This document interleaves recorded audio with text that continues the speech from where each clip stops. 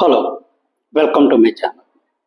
ఈరోజు ఈ వీడియోలో మనం ఒక నెల రోజుల వ్యవధిలో శ్రీ జగన్మోహన్ రెడ్డి గారు, శ్రీ నారా లోకేష్ గారి జన్మదిన వేడుకలు మన రాష్ట్రంలో జరిగాయి.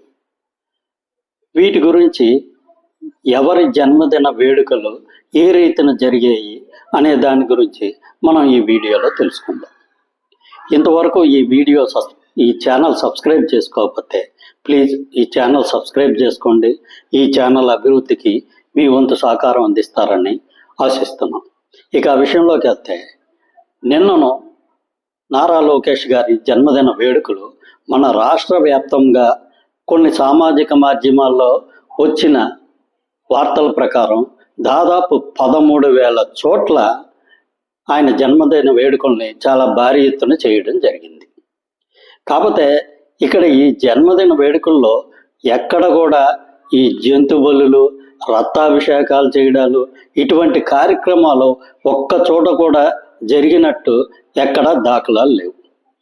అదేవిధంగా చాలా చోట్ల ఈ అన్నదాన శిబిరాలు, రక్తదాన శిబిరాలు, అదేవిధంగా హాస్పిటల్లో రోగులకి పళ్ళు పంచిపెట్టడం, ఇంకా ముందుకు వెళ్తే భాష్యం విద్యా సంస్థల అధిపతి అయినటువంటి రామకృష్ణ గారు తిరుమల తిరుపతి దేవస్థానంలో లోకేష్ గారి జన్మదిన సందర్భంగా ఒక రోజు అన్నప్రసాదానికి అయ్యే ఖర్చు దాదాపు 44 లక్షలు 45 లక్షల రూపాయలు ఆయన ఇవ్వడం జరిగింది.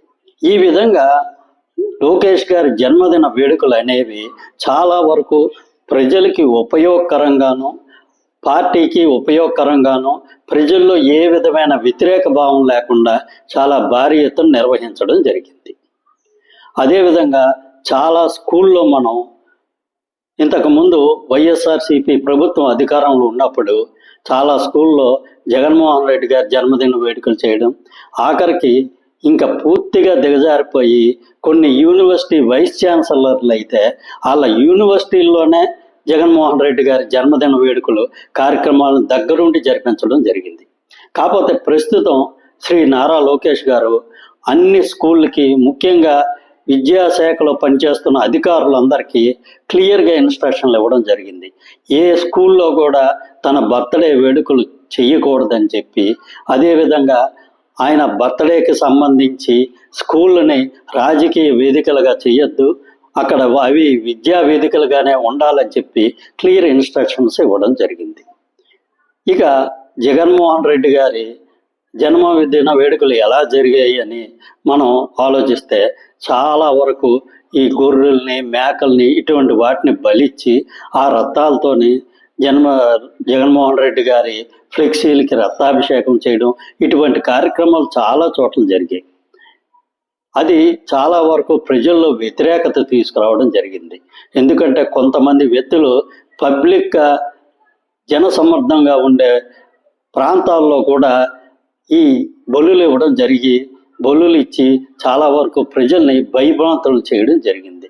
ఈ విషయంలో నారా లోకేష్ గారు వైఎస్ఆర్సీపీ మీద వచ్చిన వ్యతిరేకతను దృష్టిలో పెట్టుకొని ఆయన అటువంటి కార్యక్రమాలు ఎక్కడా జరగకుండా తగిన జాగ్రత్తలు తీసుకొని ఆయన జన్మదిన వేడుకల్ని ప్రజల్లో ఒక విధమైన సానుకూల వాతావరణం కలిగేటట్టు చేసుకోగలిగారు.